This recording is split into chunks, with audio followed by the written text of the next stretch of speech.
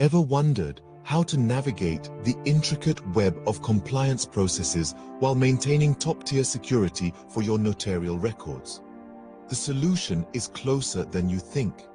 Introducing Comply Chain Guard, or CCG, a platform designed specifically for civil law notaries. CCG merges the complex chain of compliance processes with unrivaled protective measures. It enables you to stride confidently through the multifaceted terrain of regulations while ensuring paramount security for your records, deeds, and transactions. CCG boasts a regulatory compliance engine that keeps you updated with real-time insight into civil law regulations. It effortlessly integrates with legal databases and ensures automated compliance checks for all notarial deeds and transactions. But that's not all. CCG also features advanced encryption to safeguard your notarial records. You'll benefit from multi-factor authentication and periodic security assessments, upholding the sanctity of every notarial act. Plus, with continuous transaction monitoring, you'll receive alerts for any discrepancies and comprehensive logs for traceability. And when it comes to reporting and analytics, CCG generates automated compliance reports specific to notarial acts. Dive into our analytics dashboard for transaction patterns and predictive insights. Why choose CCG? It brings efficiency, security, and compliance to your fingertips, allowing you to operate with unmatched confidence and credibility. CCG integrates effortlessly with your notarial record-keeping systems. Our API facilitates bespoke integrations, ensuring compatibility with major legal platforms and databases. And remember, our dedicated support is here to assist you every step of the way. CCG is the future of notarial practices. It redefines your work, ensuring accuracy, credibility, and peace of mind. It's a transformative experience tailored for civil law notaries. Don't wait. Contact Comply Chain Guard for a demo or more information. Step into the future of notarial practices. Your journey to seamless compliance and robust security starts with CCG. Have you ever pondered the integral role of truth and transparency in legal transactions? Indeed, these principles form the very bedrock of justice and fairness. In the realm of affidavits, truth and transparency are paramount. They are the compass guiding the navigation of complex legal waters. But how can we ensure these principles are upheld consistently and efficiently? Enter Affinet, the affidavit network.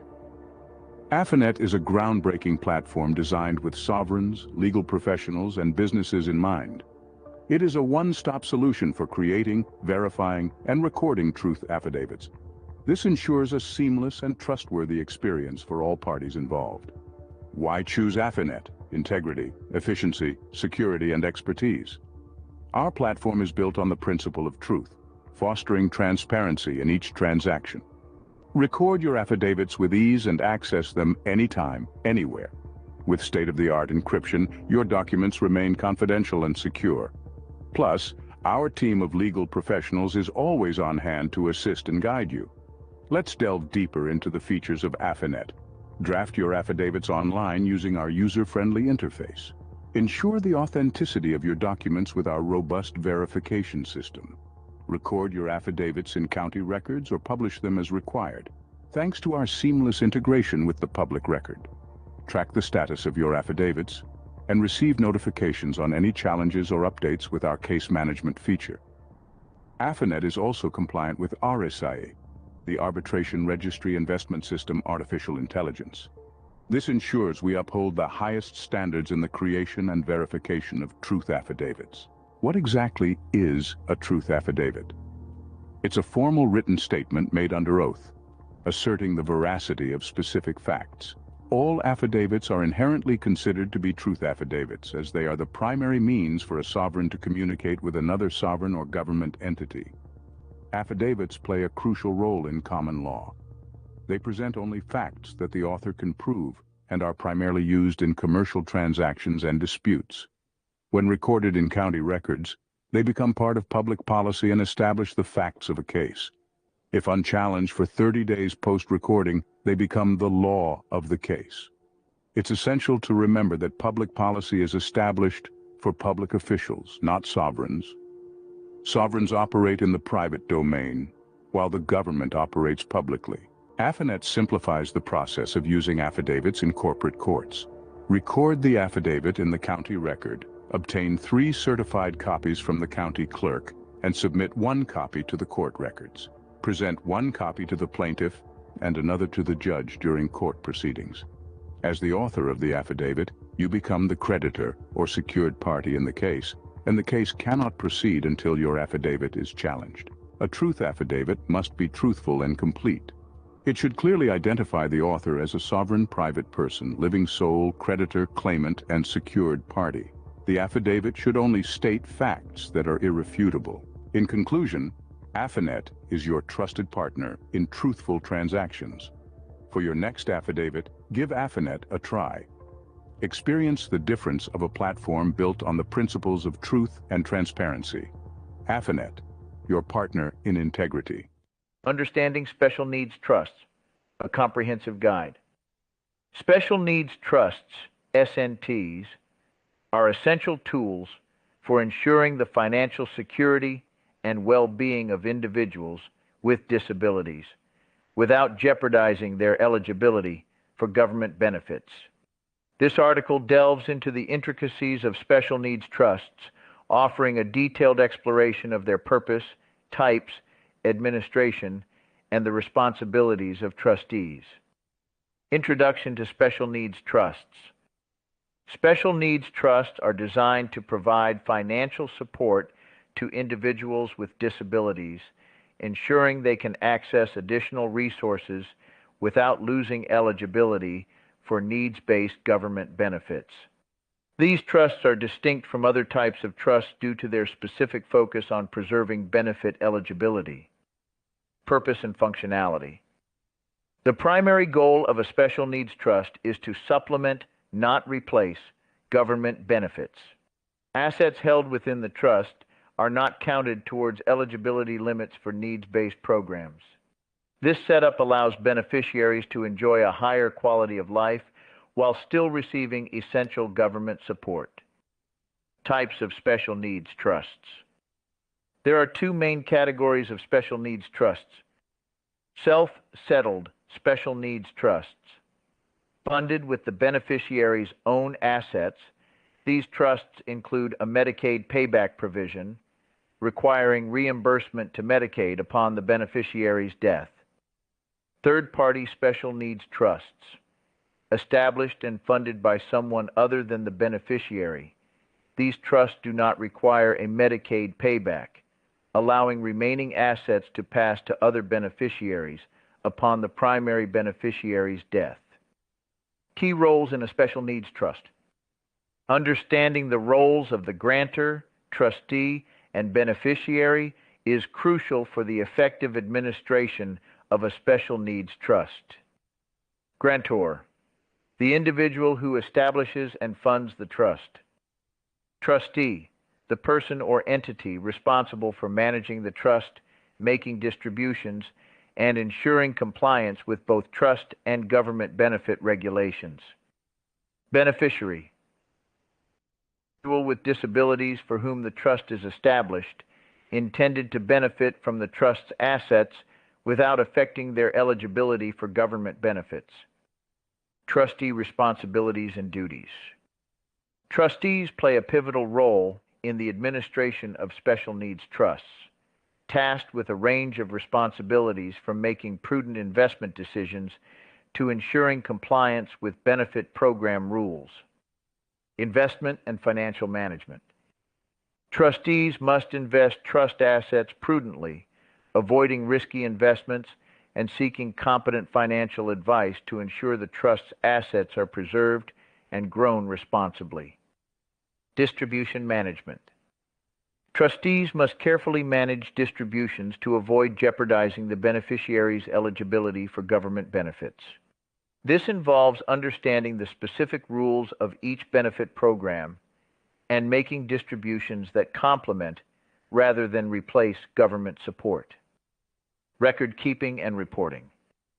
Maintaining detailed financial records and filing necessary tax returns are critical duties of the trustee.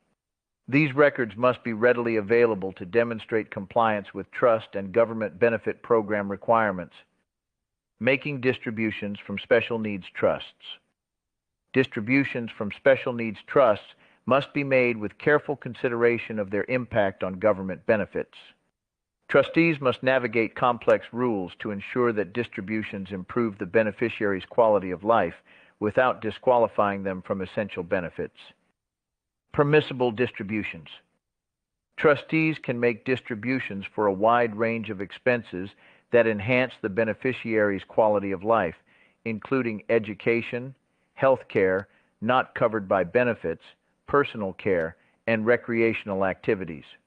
However, direct payments for food and shelter may reduce SSI benefits, requiring strategic planning.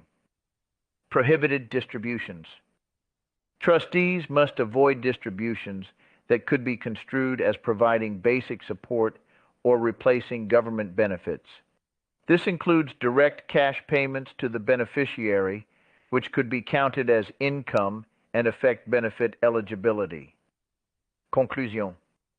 Special needs trusts are invaluable tools for supporting individuals with disabilities, offering a means to enhance their quality of life without compromising their access to government benefits. Trustees bear a significant responsibility in managing these trusts, requiring a deep understanding of both trust law and the intricacies of government benefit programs. Through careful administration and strategic planning, special needs trusts can provide crucial financial support to beneficiaries, allowing them to lead more fulfilling lives. Trust Planning 101. Understanding grantor versus non-grantor trusts. In the realm of estate planning, understanding the nuances between grantor and non-grantor trusts is crucial for effective wealth preservation and tax strategy. This article delves into the foundational aspects of trust planning, highlighting the key differences and implications of grantor and non-grantor trusts. Introduction to trusts. At its core, a trust is a fiduciary arrangement where a grantor transfers assets to a trustee who manages the assets for the benefit of the beneficiaries. Trusts are versatile tools, serving various purposes from tax planning to asset protection and estate management. The role of tax in estate planning. Estate planning involves navigating a complex landscape of taxes, including state-level inheritance taxes and the federal estate tax. For instance, Pennsylvania imposes an inheritance tax ranging from 4.5% to 15%, depending on the beneficiary's relationship to the decedent. Federally, estates valued under $12.92 million are exempt from estate tax, but this exemption is set to decrease in 2025. Types of trusts. Trusts can be categorized based on when they are established, inter vivos or testamentary, their revocability, revocable or irrevocable, and their tax implications, grantor or non-grantor. Grantor trusts explained. A grantor trust is one where the grantor retains certain powers or benefits, resulting in the trust's income being taxed to the grantor. This arrangement can be advantageous for income tax purposes, but may have estate tax implications. Benefits of grantor trusts. Income tax advantages. The grantor pays income tax on trust income, potentially allowing more assets to grow within the trust. Estate freezing. Assets transferred to a grantor trust can appreciate outside of the grantor's taxable estate, minimizing future estate taxes. Common grantor trusts. Revocable trusts, often used to avoid probate and manage assets during the grantor's lifetime and after death. Irrevocable life insurance trusts, ILITs, can exclude life insurance proceeds from the grantor's estate, reducing estate taxes. Intentionally defective grantor trusts, IDGTs, designed to freeze the value of transferred assets for estate tax purposes while the grantor pays income taxes, allowing more wealth to pass to beneficiaries. Non-grantor trusts and their uses. Non-grantor trusts are those where the grantor does not retain control or benefit from the trust, making the trust itself responsible for income taxes. This separation can be beneficial for asset protection and estate tax planning. Advantages of non-grantor trusts. Estate tax efficiency.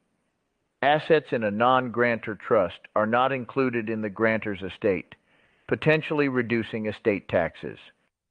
Asset protection provides a layer of protection against creditors and legal judgments. Choosing between grantor and non-grantor trusts. The decision to use a grantor or non-grantor trust depends on various factors, including the grantor's tax situation, estate planning goals, and the need for asset protection. Each type of trust offers distinct advantages and should be selected based on individual circumstances. Considerations for trust planning. Tax implications. Understand the income and estate tax consequences of each trust type. Asset control.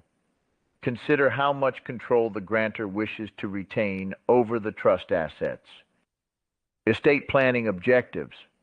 Align the choice of trust with the overall estate planning goals, such as asset protection, tax efficiency, or providing for minors. Conclusion. Trust planning is a critical component of comprehensive estate planning, offering mechanisms for asset protection, tax efficiency, and the management of assets for beneficiaries. Whether a grantor or non-grantor trust is more appropriate depends on the specific goals and circumstances of the individual. Consulting with estate planning professionals can help navigate the complexities of trust planning, ensuring that the chosen strategy aligns with the grantor's objectives and provides the desired benefits for beneficiaries. Legislative drafting is a crucial process that transforms policy proposals into clear, effective, and enforceable laws within the parliamentary system. As a parliamentarian draftsman, your role is to ensure that legislation accurately reflects the policy objectives while complying with legal principles and constitutional requirements. As a parliamentarian draftsman, your primary responsibility is to draft legislation that is clear, precise, and accessible to the intended audience. You will work closely with policymakers, legal experts, and stakeholders to understand the policy objectives and translate them into legally sound provisions. To excel in this role, you should possess a strong legal background, a deep understanding of parliamentary procedures, and excellent analytical skills. Attention to detail, research capabilities, and the ability to work collaboratively are essential. Legislation should use clear, unambiguous language that can be easily understood by both legal professionals and the general public. Ambiguity and vagueness should be avoided to prevent confusion and ensure proper enforcement. Drafting should be consistent with existing laws, legal principles, and established drafting conventions. This promotes legal coherence and helps avoid conflicts or unintended consequences. Legislation should be accessible to the target audience, including non-legal professionals and individuals affected by the law. Consideration should be given to plain language techniques, logical organization, and user-friendly formatting. Engage in thorough consultations with policymakers, legal experts, and stakeholders to understand the policy objectives, scope, and potential impacts of the legislation. Conduct comprehensive research on existing laws, legal precedents, and relevant international obligations. Analyze the potential impact of the proposed legislation and identify any potential conflicts or inconsistencies. Scene script. Follow established drafting conventions and guidelines to structure the bill effectively. Use clear and concise language, define key terms, and ensure proper cross-referencing within the legislation. Iteratively review and revise drafts based on feedback from policymakers, legal experts, and stakeholders. Ensure that the legislation accurately reflects the intended policy objectives and complies with legal and constitutional requirements. Develop a deep understanding of the legal framework within which the legislation operates, including constitutional provisions, existing laws, and relevant international obligations. Ensure that the draft legislation complies with existing laws, constitutional provisions, and international obligations. Conduct legal analysis and seek expert advice if necessary. Adhere to clear and precise language, avoiding jargon and legalese whenever possible. Use consistent terminology and drafting conventions to enhance clarity and understanding.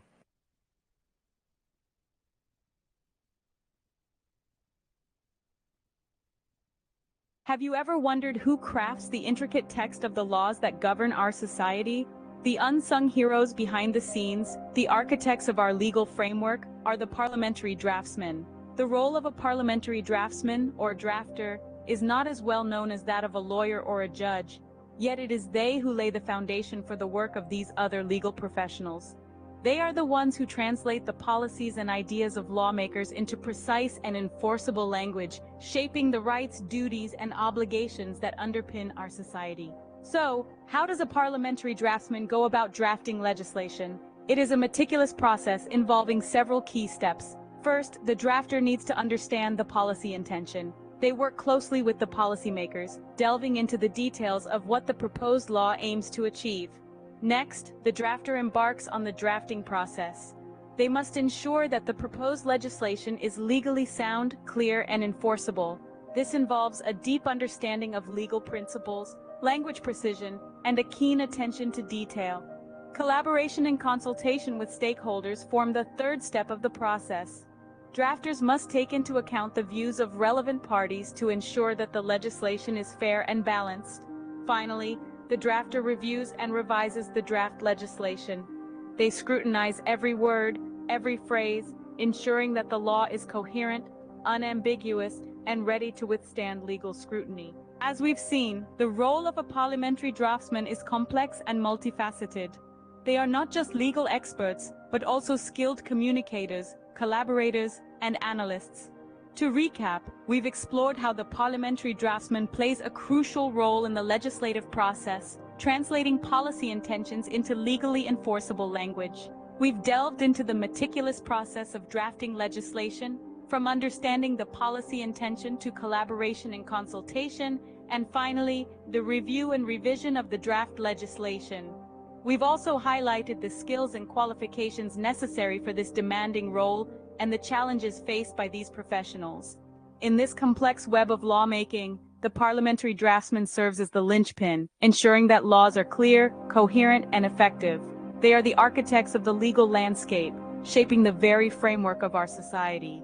In understanding the role of the parliamentary draftsman, we gain a deeper appreciation for the intricate process of lawmaking and the professionals who dedicate their careers to crafting the laws that govern our lives.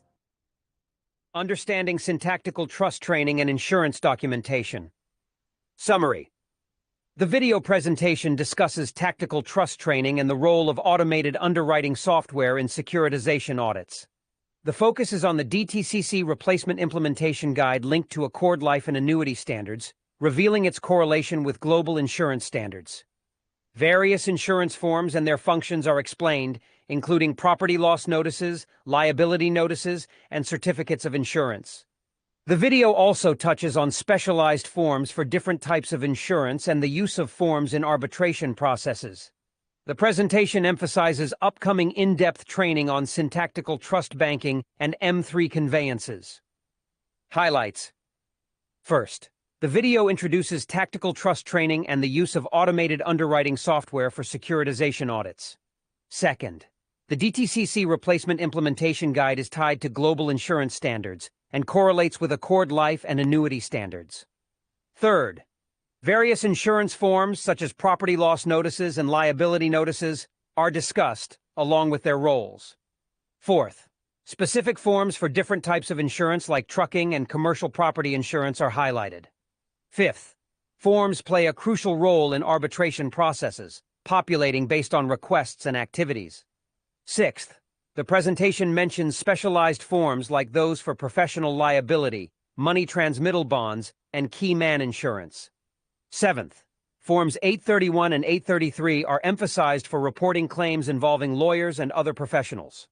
Eighth, the importance of gathering materials for upcoming in-depth training on syntactical trust banking and M3 conveyances is highlighted. Understanding syntactical trust training and insurance documentation.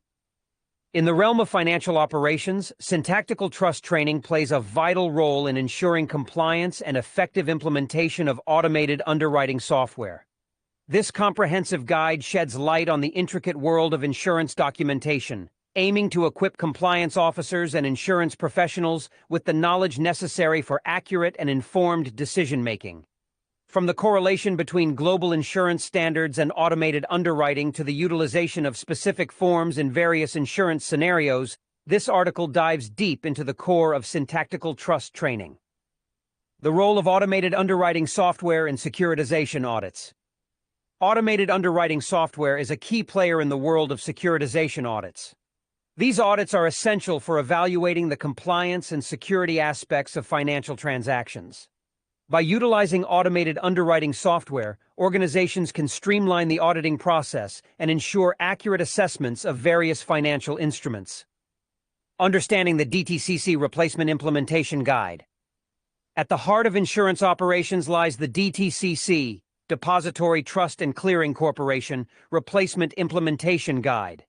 This guide, rooted in Accord Life and annuity standards, serves as a crucial reference for compliance officers and insurance professionals.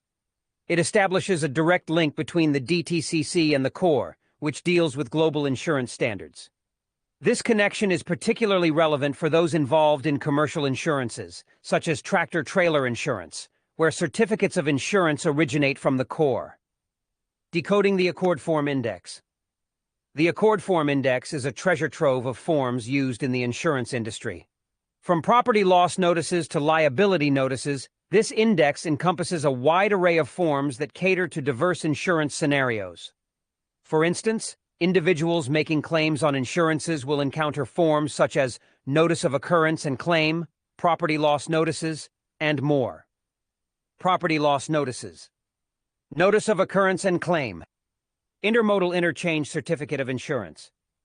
Certificate of Property Insurance. Certificate of Liability Insurance. Evidence of Property Insurance. Evidence of Commercial Property Insurance. Statement of No Loss. Financial Responsibility Form. Insurance Binders. Commercial Insurance Application, Form 125. Accounts Receivable for Valuable Papers. Professional Liability Supplement, Form 187. Money Transmittal Bond, Shared Report of Execution, Form 501. Contract Bond Request, Forms 502, 503, 504. Professional Special Insurance Application, Form 825. Lawyer's Professional Liability Section, Forms 831, 833. Navigating the complexity of insurance documentation. The intricate web of insurance documentation comes to life through various forms that serve distinct purposes.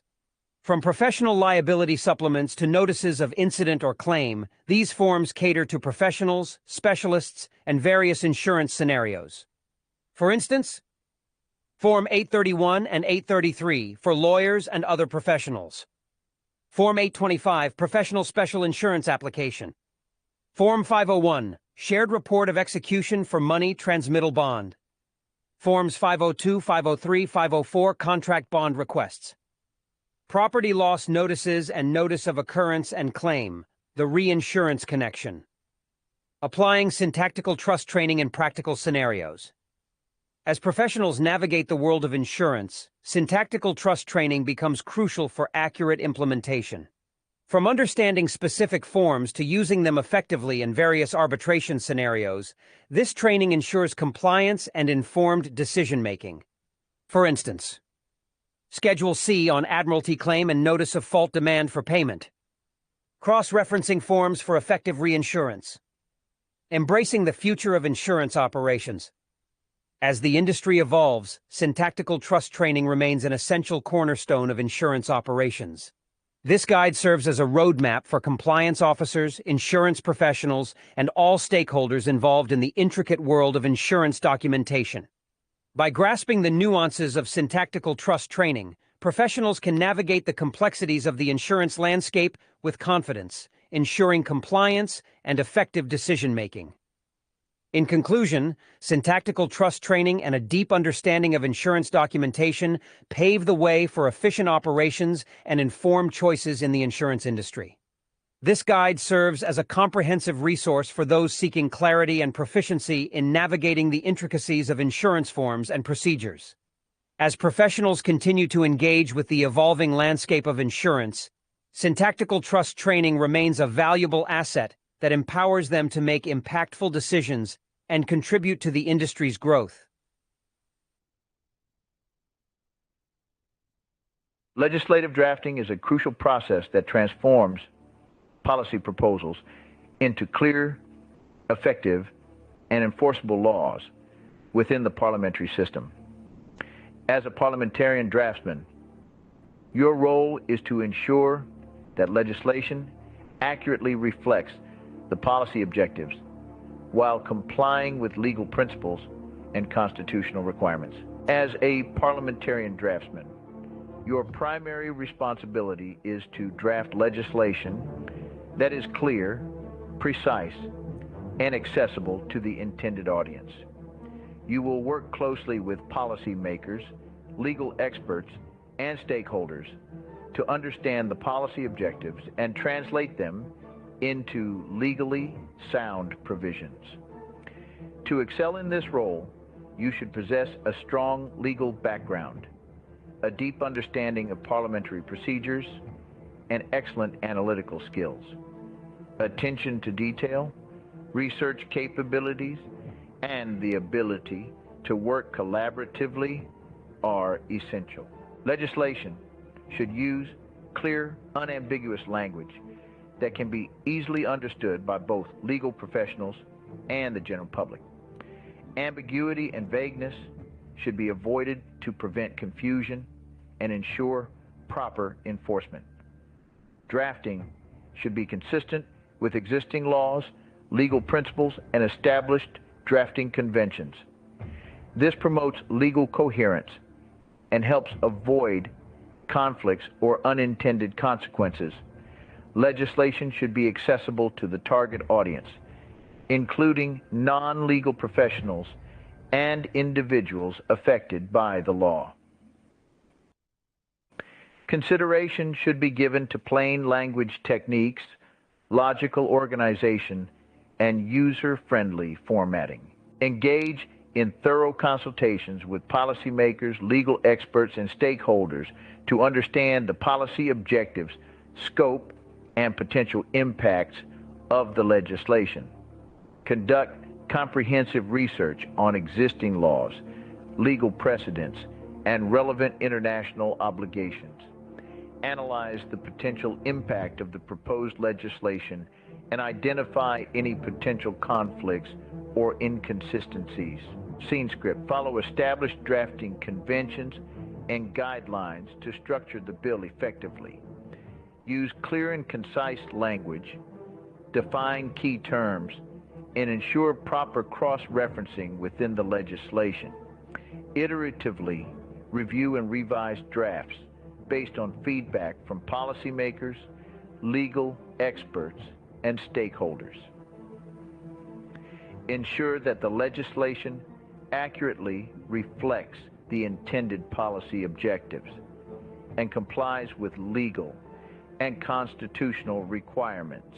Develop a deep understanding of the legal framework within which the legislation operates including constitutional provisions, existing laws, and relevant international obligations. Ensure that the draft legislation complies with existing laws, constitutional provisions, and international obligations.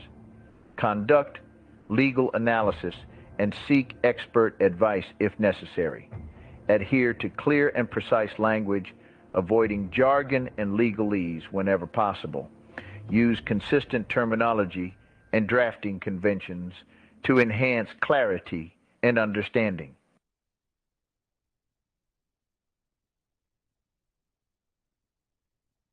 Do you ever feel overwhelmed by the intricate complexities of notional pooling, M3 conveyances, and advanced notarial practices? Well, you're not alone. In the year 2023, a vision was born. A vision to revolutionize the world of arbitration and arbitrage. This vision gave birth to RSI, a platform conceived to simplify the complexities faced by civil law notaries, parliamentary draftsmen, and compliance officers. RSI's mission is simple yet profound. It seeks to empower professionals in the realm of civil law, parliamentary drafting, and compliance by providing a platform that is driven by artificial intelligence. This platform ensures accuracy and efficiency and fosters growth.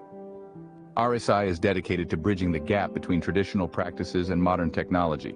This dedication ensures that our users always stay at the forefront of their respective fields. This platform is not just a tool, it's a lifeline.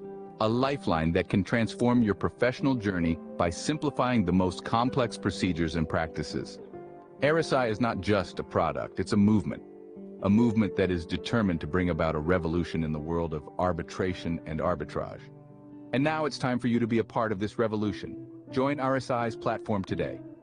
Experience the ease and efficiency of mastering notional pooling, M3 conveyances, and advanced notarial practices. The future of arbitration and arbitrage is here. It's time for you to seize it. Join RSI today. Ever wondered who you can trust with your important legal documents? Whom to turn to when you need a document authenticated, a contract notarized, or a will witnessed? Enter LegalJax.com, a beacon of reliability and expertise in the realm of notarial services. Founded on the pillars of integrity, professionalism, and excellence, we have been serving individuals, businesses, and organizations for over a decade now. But don't just take our word for it, hear it from our satisfied clientele. John, a small business owner, shares, LegalJax.com took all the stress out of notarizing my business contracts. Their team was efficient, knowledgeable, and above all, reliable. I know I can count on them for all my notarial needs.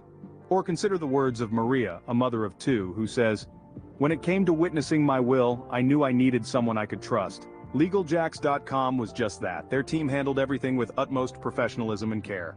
Our seasoned team of notaries, with their wealth of experience and expertise, continually stay ahead of the curve, keeping abreast with the latest in notarial law. We go the extra mile to ensure your legal matters are taken care of with precision and care. At LegalJax.com, we are more than just a civil law notary firm. We are your partners in navigating the complex world of legal documentation. We make notarial services accessible, efficient, and hassle-free, giving you the peace of mind you deserve. And we don't just stop there. We believe in building long-lasting relationships with our clients, offering you a level of trust and reliability that stands the test of time. So why wait? Dive into the world of LegalJax.com. Explore our services. Discover how we can assist you with your notarial needs.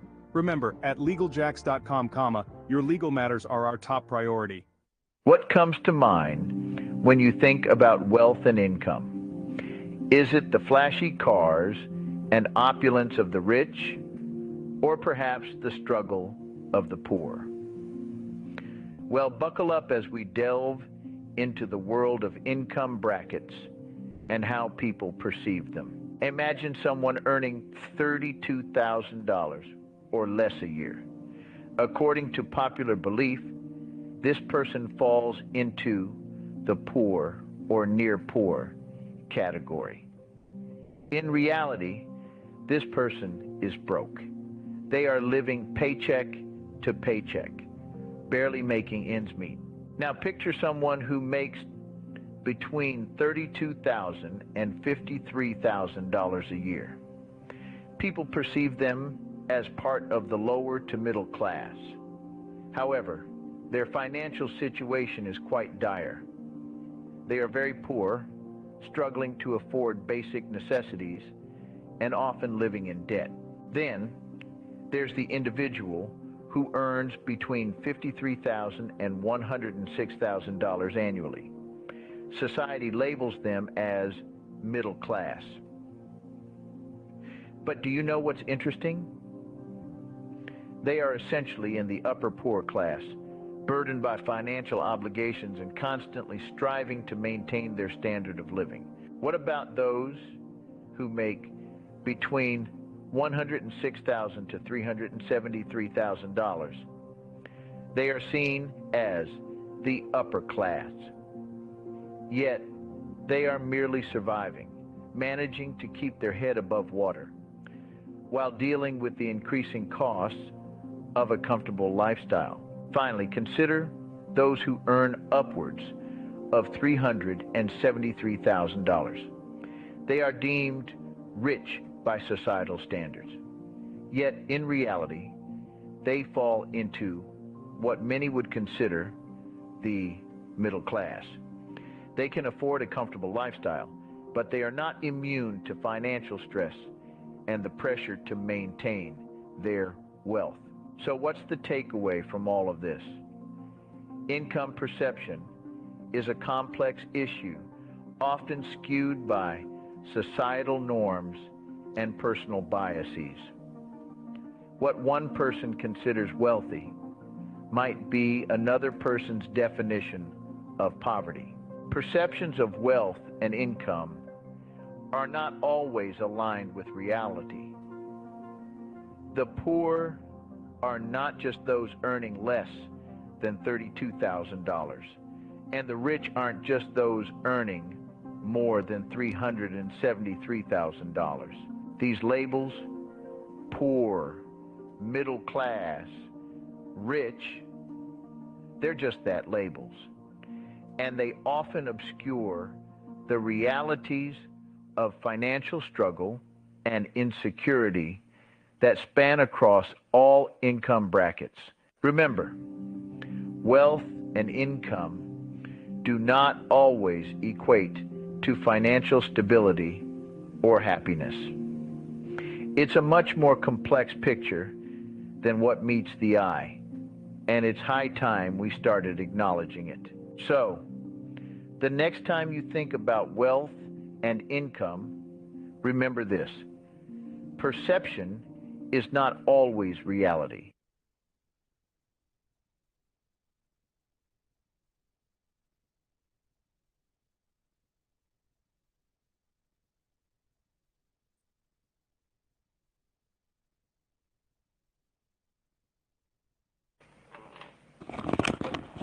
All right. Hopefully I'm coming in loud and clear. This is the morning session of Trustee Training. So much to do, so little time. Hopefully you guys are learning something. We're going to discuss today and throughout the remainder of this week about the main focal point of becoming a civil law notary, acting as a compliance officer, because those two prerequisites put you into a position of being an active parliamentary draftsman. Now, this is a very intricate aspect of trusteeship, and it's one of those things that when you're in notarial law, you understand that all things dovetail into that level of influence. But it's somewhat obscured in some of the actual aspects of resources, not because it's not available, but because there are so many things built up around that asymmetric information. For example, everybody's always arguing, in the public about legislation and this, that, and the other, but they didn't really understand the parliamentary drafting that took place to get those things in. So if you really want to deal with the matter or the problem, you got to deal at the source. The source is the parliamentary drafting of what becomes legislation. You got to understand the asymmetric information around parliamentary drafting and the intricate role that civil law notaries play in that implementation. But again, This is something that's somewhat obscured, so we've taken the liberty of providing a curriculum of sorts. The Syntax Trust Mastery class is a pre-introduction into the world of parliamentary drafting. We require that the participant take a certain level of aptitude when it comes to notarial law. And we provide different methodologies and provisions, but at the same token, we put you into a position where while you're learning these things, you can actually start becoming a product of your own environment by earning. And we kind of used accounting arbitrage. Accounting arbitrage in connection and combination with digital arbitrage to allow the newly enrolled student to participate in parliamentary drafting by becoming a broker with several of our large lenders. We have a platform of over 50 different lenders that we use, but we utilize at least the two initiates to get them into a very stable position when it comes to this practice of notarial law. Then, when you're helping entities cross over the threshold with asymmetric information into a symmetric space that's tethered to a algorithm that does underwriting, you start to see the development of parliamentary drafting in a way where it's like, okay, you now have a very specialized skill set. You go a little further and you can implement that into process serving. Like we got some notaries here locally in the territory of, we'll just say the Jacksonville, Duval County territory, because they're surrounding counties that hire notaries to become these process servers. We've learned a great deal in the initial training that was implemented about a week ago. So that is I'm actually conducting these direct concentrated courses to bring those practitioners into a certain framework. Not to mention, if you look around at what's happening in the actual aspect of banking and commerce, like I said from the very beginning, that activity has increased our revenue by 300%. And the reason why is because of all these things that are going to be operating in tandem. I want to share with you some information that I think is going to help you really understand the importance of parliamentary drafting from a 30-foot view. I'm going to share with you a video that I think is going to kind of say it all. And this is one from one of my other mentors, Michael Mahoney.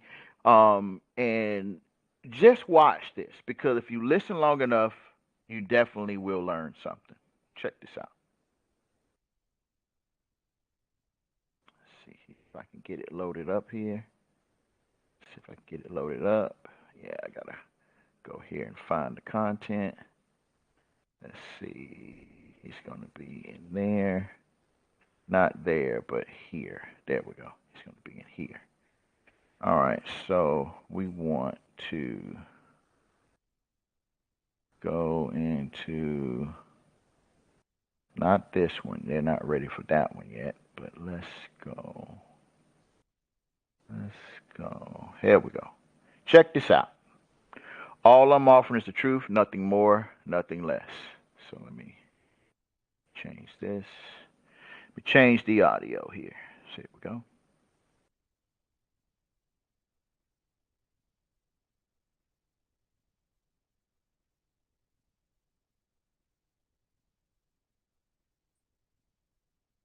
This is a logarithmic scale. So Wow. so we're multiplying by 5 every time we go up. I want to show you the same thing on a linear scale. This is this is it. Oh man. This is it. And price is measured in gold. So if you take the CPI and just divide it by the price of gold, that's the yellow line. It goes from 169 to 100 down to 34, right? Over the span of 219 years. Wow. All of the sudden, this green line shoots up like a rocket ship because we don't use money, we use currency.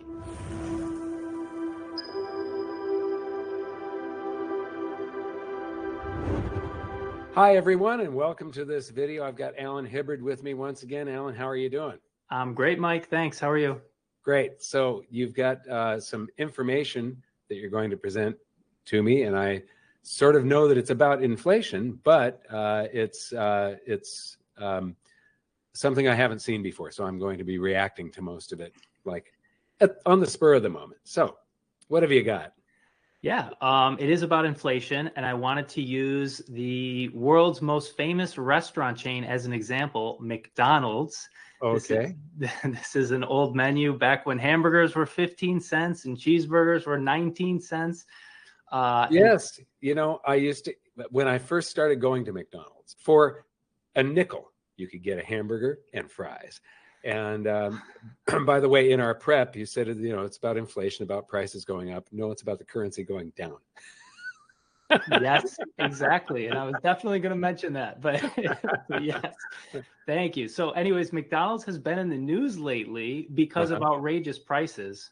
The McDonald's CEO promises, quote, affordability amid backlash over $18 Big Mac combos and $6 hash browns.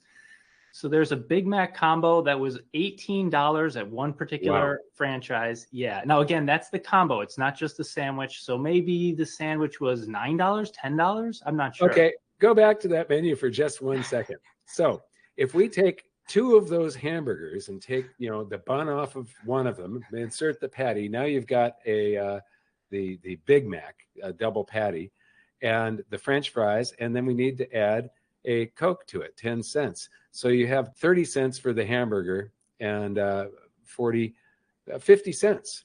So from 50 cents to 18 bucks. Oh my God. Plus cheese. Don't forget 4 cents for cheese. Oh, yes. Well, 8 cents because it's 2 patties and two slices of cheese. So yeah, that's 58 cents. So under 60 cents, and it's gone to $18. Unbelievable. Yeah, that's a factor of 30x. Wow. So yeah, crazy prices. And this article is from early February this year. And yeah, but you know, I'm sorry I'm interrupting, but they have to do whatever keeps them in business. It isn't like they are purposely going out to you know, pillage the public. The inflation isn't caused by McDonald's. The inflation was caused by the Federal Reserve. And exactly. Yeah. So yeah, I certainly don't mean this as a criticism of business or anything like that. Right. So yeah, so one of the quotes from this article comes from McDonald's chief executive, Chris Kapczynski. He says, I think what you're going to see as you head into 2024 is probably more attention to what I would describe as affordability. So they can add some sawdust to the hamburger buns and, you know. Oh, gosh. Yeah. Right. But anyways, in particular, low-income customers making less than $45,000 per year have largely stopped ordering from McDonald's. Wow. Humbled by inflation, they're eating at home more frequently as grocery prices come down, according to the executive here. Wow. So yeah, that's interesting. I mean, low-income customers, that really is their target market, as far as I'm aware. I don't know many wealthy people who eat at McDonald's. So a similar. I think I ate at a McDonald's about 15 years ago, maybe 20. Yes, it's been a few years. It was only because I was on a road trip and I had to. So exactly. A few months ago, there was a similar article on the same topic. And during an earnings call with investors, the CFO, a different gentleman, confirmed that the company's U.S. prices did increase in the third quarter. Again, this is 2023. Though he didn't specify by how much, he said McDonald's expects to increase the cost of its menu items by just over 10% for the full year, which is the second consecutive annual 10% price hike. So that's 10% per year, 2 years in a row. That's right. And huge. You've got to take into account that this is one of the most efficient companies on earth. They are buying their beef and all of their supplies. They are buying at the lowest cost that you can possibly get them anywhere on the planet. And then they have very efficient supply chains and very efficient, all the food processing and everything, the cooking and everything they do, right down to the delivery of the customer, everything has been studied and efficiencies constantly improved from the late 50s until today. And so there is nobody better at doing this. If they've done it 10% year over year twice, that means that inflation the real rate of inflation for them, for their supplies and for the labor that they have and everything else. That's what they are experiencing on their cost end of the balance sheet. So yeah, or not balance sheet, but yeah. The income statement. Income statement, yes. Yeah, yeah, I get your point. Yeah, definitely, and I agree. And to your point, it's not isolated to one particular company. We can even see in a quote below here, one Reddit user asked in a now viral thread, what is no longer worth it because of how expensive it has become? Top rated response, most fast food, right? It's not just McDonald's specifically, it's most fast food. This is an entire sector of the economy that specializes in providing food as cheaply as possible. And even they can't keep prices down because of all the currency printing. Yeah, rice and beans at home is much cheaper. Yeah, not as tasty, but you know. Right. And if you're on the road, you're not at home, so you might not be able to get those ingredients late at night. So anyways, so this seeing these articles reminded me of something that I wrote actually a few years ago and published on Quora. So I want to share with you a little bit about that. I made this chart, which is a combination of M2 in red and the Big Mac index, which is put together by The Economist in brown, and they're on different scales here. So it's not exactly perfect, but you can see that even one of the most efficient restaurants in the world isn't immune from all of the currency creation. So this brown line basically follows the red line all the way up. And this is just about 20 years. I think I made this in 2019. So yeah, so I mean, the prices are rising despite their best efforts to keep them down. Right. Increases in efficiency and productivity only go so far. Exactly. So I want. And you know what? I just got to point out that this is the Federal Reserve and the government stealing from all of us. This is theft. These people are criminals, basically, but it's legalized. So, you know, under the law as it currently exists, they're not considered criminals. But morally, this is wrong. So, yeah. Okay, go ahead. I'm sorry I went off on that, but it was important to me. It's okay. And I agree with you. And I think some things are coming up that will illustrate that. So anyways, this article that I wrote actually was from a question about Bitcoin. Somebody asked, will Bitcoin ever hit 100,000 per coin? Why or why not? But the point I made was about inflation. So we're not going to talk about Bitcoin. And by the way, this is my picture on Quora. That's an old one. That's when I had long hair. So this is going back. Anyways, so here's what I said. In my opinion, yes, absolutely, Bitcoin will eventually hit $100,000 per coin. But my prediction isn't really about Bitcoin. It's about the dollar. In some sense, the person asking this question can be, it can be restated as, will the Federal Reserve keep printing dollars? And the answer is yes, absolutely. For some bizarre reason, the central bankers of the world think that printing currency will somehow boost the economy. In reality, it just steals from the poor and transfers it to the rich. But that's a discussion for another post. And then I have a chart coming up. Look at this incredible exponential growth in quote unquote money printing during the last few years of quantitative easing. Before you leave this, though,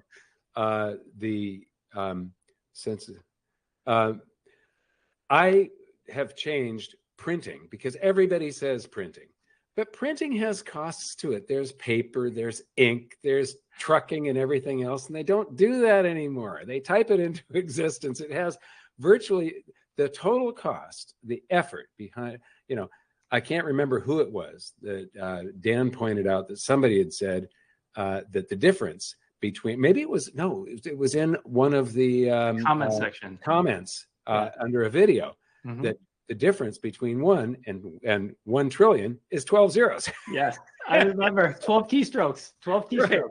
Right. Yeah. That's it. I remember that.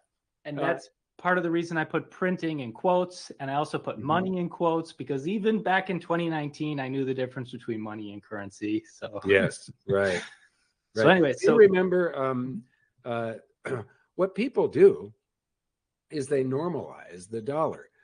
When we were writing the Great Gold and Silver Rush of the 21st Century, in one of the chapters, I had to do a whole bunch of charts where we normalized real estate and gold and silver and the U.S. dollar, And so we would normally, everybody thinks of everything in terms of dollar prices. Nobody thinks of the value of gold in how much of a single family median price home it requires to buy a kilo of gold or whatever. And so you did a whole series of normal, but it was just too complex to put in the book. And it was a stretch to get people to follow that. But someday we will publish it, because it was important, because people have this bias that they've been brought up since birth now, but people have this bias where they normalize everything to whatever their local currency is. And in a lot of parts of the world, it'll be their local currency and the US dollar. But nobody takes a look at life by normalizing it to, how much of what percentage of my house is that thing worth, or what percentage of a barrel of oil, how many barrels of oil does it take to buy a car? And the point is that the dollar lies. So, yeah. So go ahead with I'm sorry. I went off on another tangent. It's all right. It's all good stuff. So yeah, so I wanted to show quantitative easing and really just currency creation even before they called it quantitative easing. So I've got this meme from the back here. And if I remember, this was from Germany, sweeping up all these currency notes. Yeah. Yeah, the Weimar hyperinflation. Yeah. Exactly. So yeah, quantitative easing. If you don't know what it is, look it up. So anyways, so I have here since 1960, I have M2. And I took the first 10 years, which was pretty much linear, and just extrapolated it. That's this yellow dotted line across the bottom. This is a linear path. And the red is, of course, exponential. So this is really just showing the currency creation over 60 years. And of course, it's continued beyond this. And the point is, in the Big Mac graph that we showed a minute ago, this red line is the same. So it kind of looks linear on this scale, but it's the same red line here from 2000 to 2019. So it is exponential. And, the cost of Big Macs is going up exponentially to stay in line with all that currency creation. Yeah. So we figured 68 and to $18. Unbelievable. Yes. So that is an exponential function. I mean, definitely it is. Definitely it is. So from that core article, I had 3 key points. If the Federal Reserve, okay, this one's about Bitcoin, so it doesn't really matter, but eventually just the price of anything will go up. If the Federal Reserve continues printing dollars exponentially, the dollar price of Big Macs will continue to rise exponentially. So eventually they will reach $10 or even $100 per Big Mac. Yeah, we're past 10. Right. Maybe not nationwide or maybe not worldwide, but certainly at some franchises it's at 10. And just in terms of Bitcoin, but really this generalizes to anything. Obviously, $100,000 Bitcoin only refers to the price of that thing. Italicized, yeah. Yes, it says nothing about the value, which is what really matters. So right.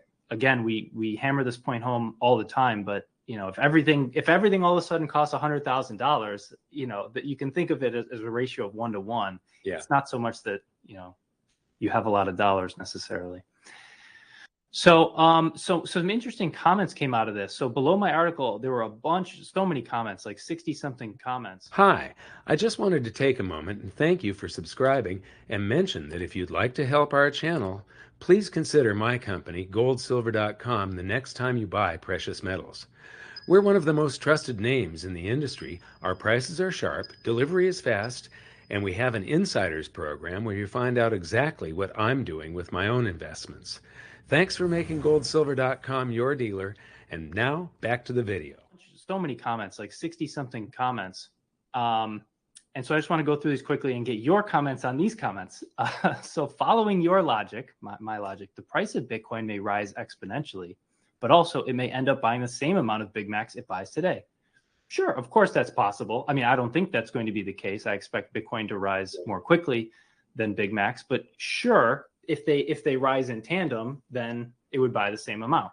You have to look at the size of the asset class, like gold, silver, Bitcoin, and the number of dollars rushing into it from whatever other investments it's coming out of.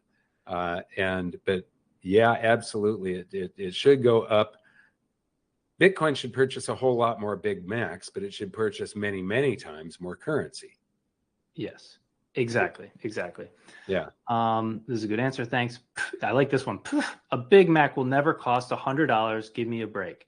I totally get how outrageous that sounds because exponential functions are not intuitive to people. But if we think about that math we just did, going from 68 cents all the way to $18, I guess that's a combo meal. So maybe for the individual sandwich might be $10 or $12. How many years does it take for something to double at a 10% compound annual rate? That's where I was going. So okay, exactly. So if we did 10% 2 years in a row, if we just use the rule of 72, we divide 10 into 72, we get about 7 years to double in price. About 7 years. So if you want to go from, let's say $12.50, okay, which is shy of 18 because it's a combo meal. So let's call it $12.50. And the reason I'm saying $12.50 is because a factor of 8 would get it to $100 even. A factor of 8. So 8 is 3 doublings. 3 doublings times 2 times 2 times 2, you've multiplied by 8.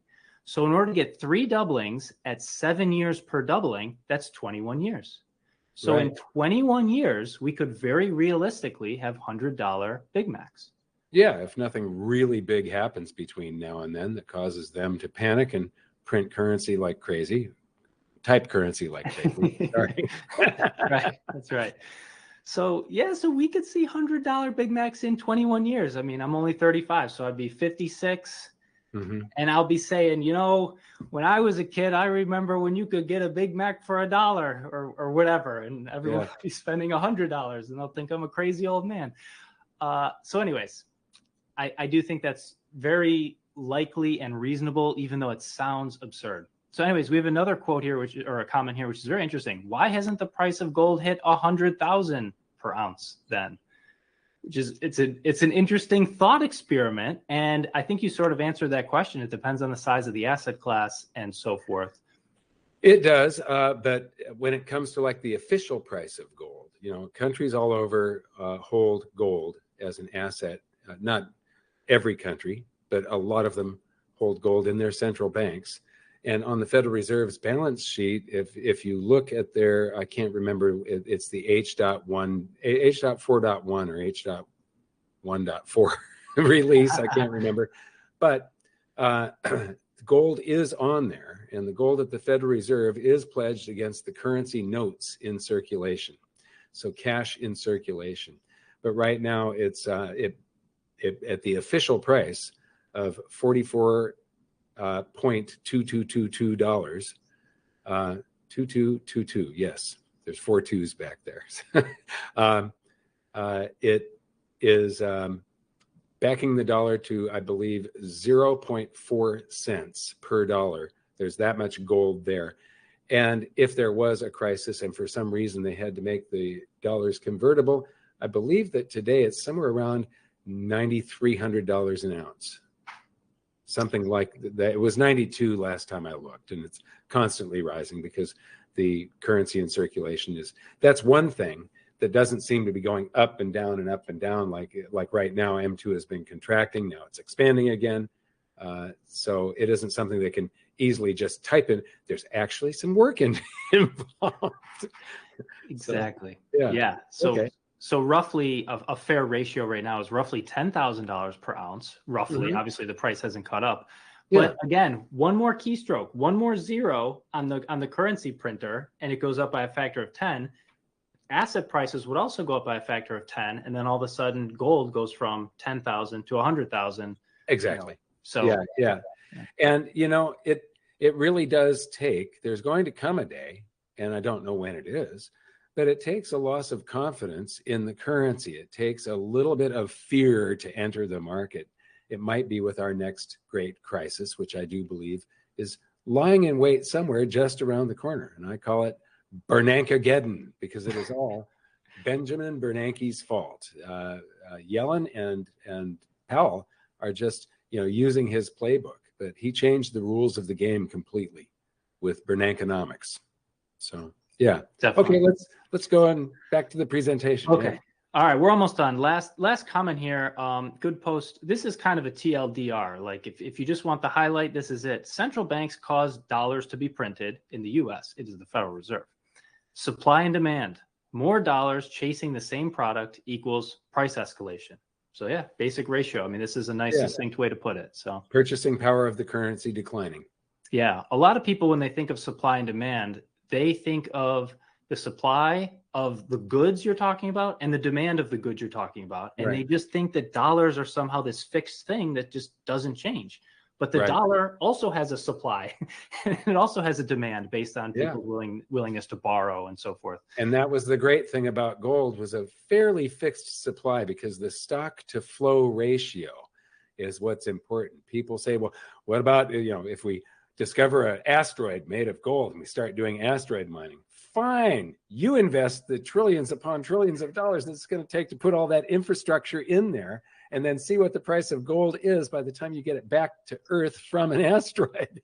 It's not like if you find enough gold in an asteroid to double the supply on Earth that it's actually going to cut the purchasing power of the gold in half. Gold was and is an excellent monetary system. It's not being used right now, simply because mankind doesn't have that much influence over the supply, that stock to flow ratio, how much is in the system compared to how much we can add each year. And even if you raise the price of gold to $10,000 an ounce today, and there's a gold rush and everybody runs out and starts looking for gold, it takes years for that to get into the pipeline. And still the stock to flow ratio isn't going to change that much. And so the purchasing power per unit remains sort of in a valuation channel, undervalued or overvalued. And right now, I still believe it's very undervalued. Yeah, definitely. I totally agree with you.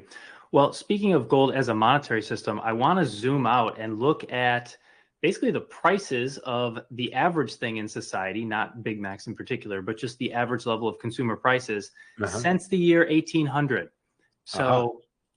So here, this is a chart, again, I made back in 2019.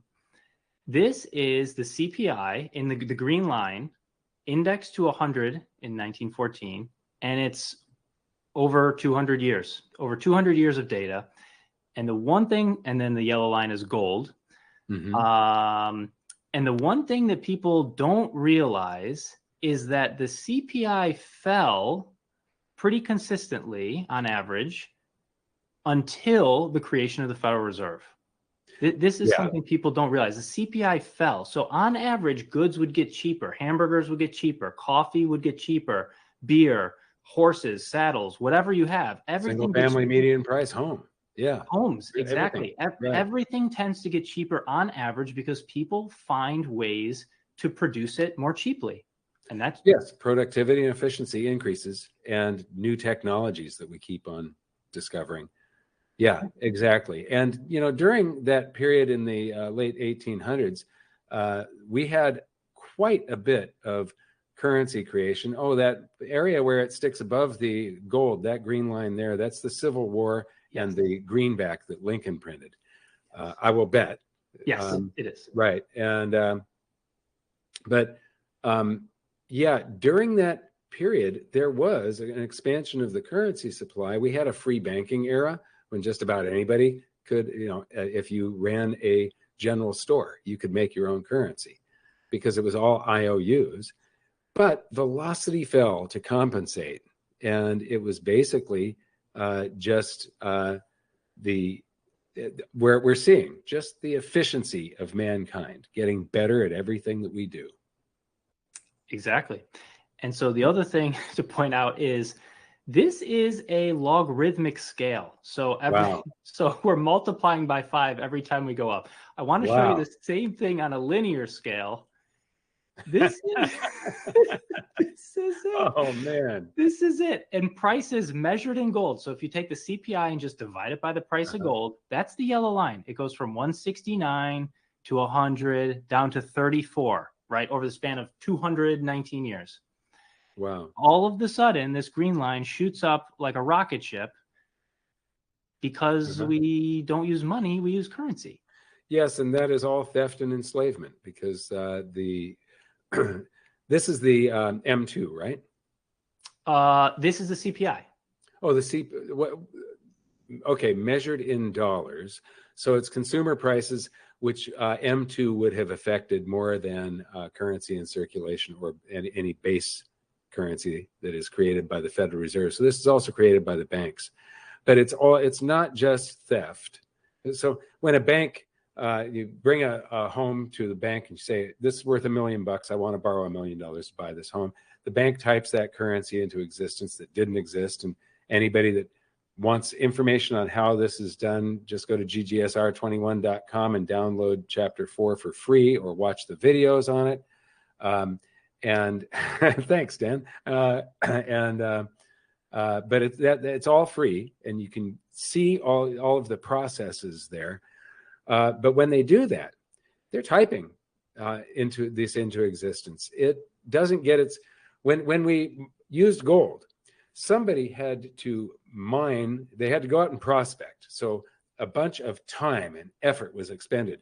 And then they had to turn that into a mine, and they had to mine the ore and then mill the ore and make it into gold, and then pour the gold into bars. And then the gold bars had to be melted and turned into coins. And then the treasury would come along and print gold notes, which seems like theft, but it wasn't, because it bought the gold coins, but they were redeemable in the gold coins. So if you saved up and made it, saved up a stack of gold coins, the value of that, all of the time that you spent, equals the value of chopping down the trees, making the lumber. If you're going to buy a house, by the time you get that house all hammered together, the cement, the copper, and everything that's in that house is about equal to it. So it was a fair trade. Now you've got this purchasing power that is just typed into existence, and you've got this house that's all of this effort and investment and companies and people doing this. You type this into existence, and it's a fraud. It's a theft that is going on. Where did the purchasing power come from? It came by typing new currency into existence and diluting the currency supply, thus stealing from all of us and causing that green line to rise. Exactly. Couldn't have said it better myself. So last thing I do want to say here is, if you sit there and you hold dollars, your prices are going to go up and up and up over time, and you're not going to be able to afford very many hamburgers or houses or anything. But if you own gold, your prices are going to go down over time, and all of a sudden you're going to be able to afford so many hamburgers, so many houses, so many of whatever you want. So to me, which one am I going to hold? Well, I'm going to hold a lot of gold and very few dollars. Right. And some people will say, well, gold doesn't pay interest. Well, you can't get enough interest on those dollars to cover that price rise. Even with the interest, you are losing holding dollars and you are gaining holding gold. Thank you so much for this presentation. That was great. Yeah, thank you, Mike. Okay. I want to remind everybody, please like and subscribe, and we're going to see you next in the next video. Thanks.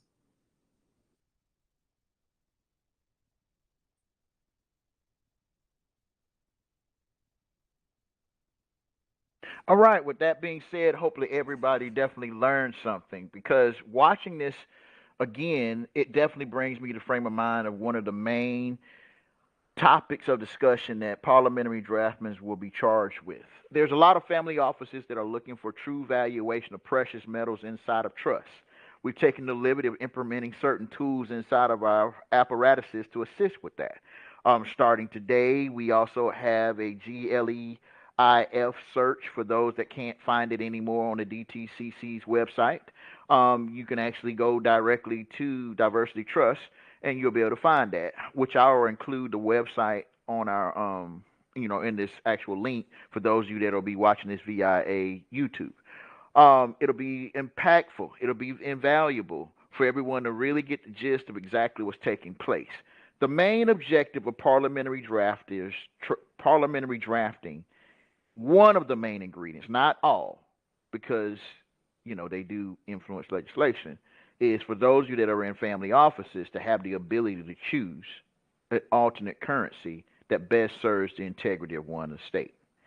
So, to recap, so everyone is clear, we want to understand the true perception of parliamentary drafting. We have to first understand what parliamentary drafting is versus what we think it is. And Students will be introduced to the role of parliamentary drafting in the legislative process. They will learn about the history and evolution of parliamentary drafting, as well as the key responsibilities and duties of a draftsman. As a student, you will explore the importance of precise and clarity in drafting legislation and how errors and ambiguities can impact the interpretation and implementation of laws. Additionally, students will dive into the specialized skills and knowledge required to be a successful draftsman, including legal research, writing techniques, and understanding of the parliamentary procedures. Students will also examine the ethics and professional standards that governs the work of draftsmen and the importance of maintaining impartiality and integrity in the drafting process. Furthermore, students will explore the role of drafting in different jurisdictions around the world and how their responsibilities may vary depending upon the legal system and political context.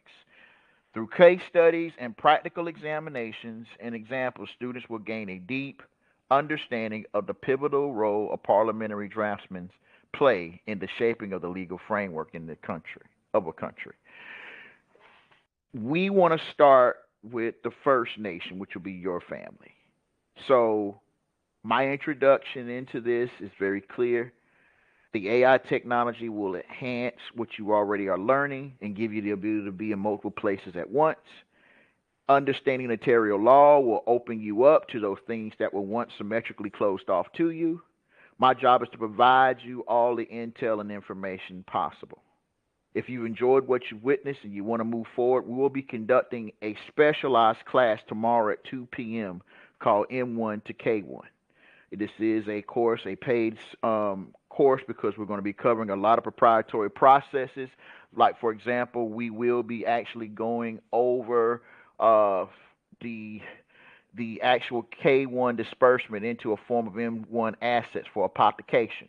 We're also going to teach trust administration, LEI implementation, CECL compliance, trust-owned life insurance implementation, company-owned life insurance implementation, and also bank-owned life insurance implementation. So this is one of those courses you don't want to miss. Again, it is going to be exclusive, so you're going to need to get with whoever referred you to this link so you can book your seat now. Basically, this course will be $75 because you're going to be receiving exclusive content, special templates, the whole 9 yards for those that may need those things. But again, today is the day. Today is the day that you be the change that you want to see. My job is to offer you an opportunity. I want you to understand that without you guys, there will not be no us. So as long as you keep doing what you're doing, we're not going anywhere. Again, the M1 to K1 class will be on February 29th, 2024, live at 2 p.m. Eastern Standard Time. A link will be provided for those of you that are interested. Once you book, you will be given a link to participate to reserve your seat. With that, I'm going to say peace and love, family. Peace and love.